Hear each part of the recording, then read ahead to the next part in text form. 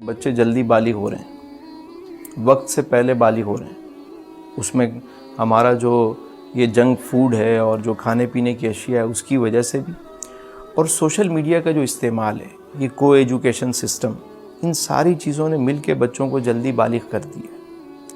ہم سمجھتے ہیں یہ بچہ 15 سال کا ہے، وہ 15 سال کا نہیں ہوتا، وہ 30 سال کا ہوتا ہے، کیونکہ جو معلومات ہمیں 30 سال میں حاصل ہوئیں اس کو 15 سال میں مل گئی ہیں۔ اب اس کے پاس نالج زیادہ ہے، ایکسس زیادہ ہے۔ ہم سمجھ رہے ہوتے ہیں بچہ گیم کھیل رہا ہے، وہ گیم کھیلتے کھیلتے اب ایک طرف یہ بیٹھا ہوا ہے، دوسری طرف کوئی دوسرا پرسن ہے، دو مل کے کھیل رہے ہیں، بات کرتے کرتے کرتے ہمیں تو لگتا ہے بچہ گیم کھیل رہا ہے، گیم میں گیم ہو جاتا ہے، ٹھیک ہے۔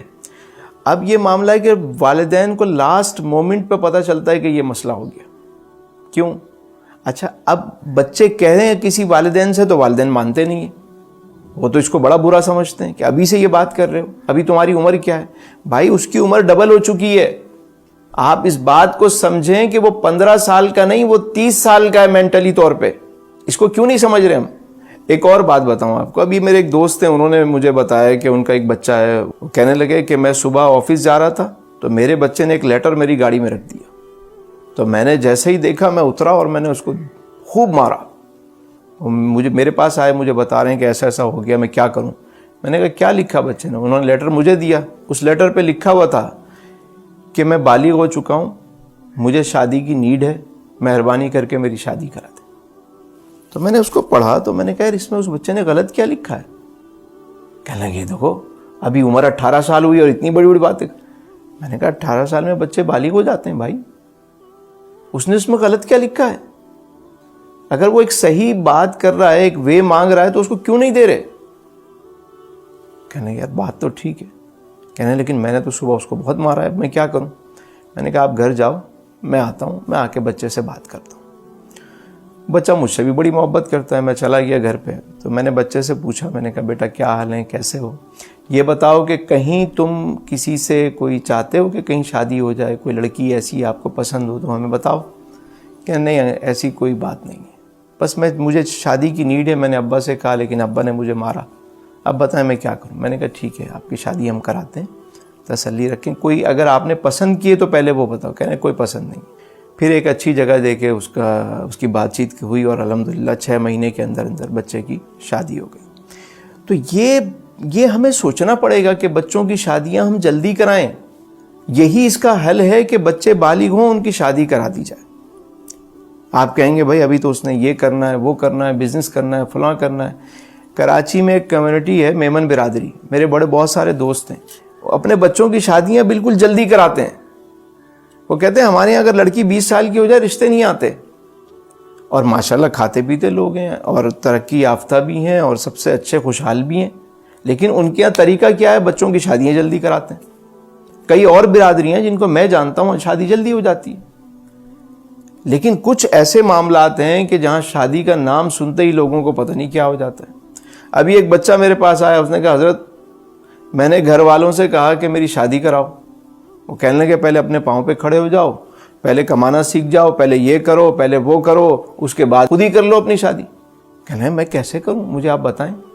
میں سوچنے لگا کہ اس شہر میں، اتنا بڑا شہر ہے، جگہ جگہ لنگر خانے کھلے ہوئے، اتنی NGOs بنی ہوئی ہیں، کیا اس شہر میں کسی نے ایک NGO ایسی بنائی ہے کہ جس کی شادی نہ ہو رہی ہو بھائی وہ ہمارے پاس آ جائے؟ ہم انتظام بھی کریں گے، انصرام بھی کریں گے۔ یہ شادی ہال اسی کام کے لیے مختص ہے کہ لڑکا لڑکی یہاں آئیں، ہم ان کے گھر والوں کو بھی راضی کریں گے، ان کے پاس اسباب نہیں ہے تو کھانا پینا، مہمانوں کے لیے قاضی، انتظام، سارے کام ہم کریں گے۔ اس پورے شہر میں کوئی ایک شادی ہال مجھے بتائیں آپ۔ لنگر خانے تو بہت سارے ہیں۔ یہ جو سوسائٹی کا اتنا بڑا ایشو کھڑا ہو رہا ہے، آپ کو پتہ ہے پینڈیمک میں کئی لوگوں کے منہ سے میں نے سنا، کہہ رہے تھے اچھا شادی ہال کھلے ہی نہیں، غریبوں کی بیٹیاں تو بھی آئی جائیں گی۔ ہم نے نکاح کو اتنا مشکل بنا دیا یار، اور باقی معاملات دن بدن آسان ہوتے جا رہے ہیں۔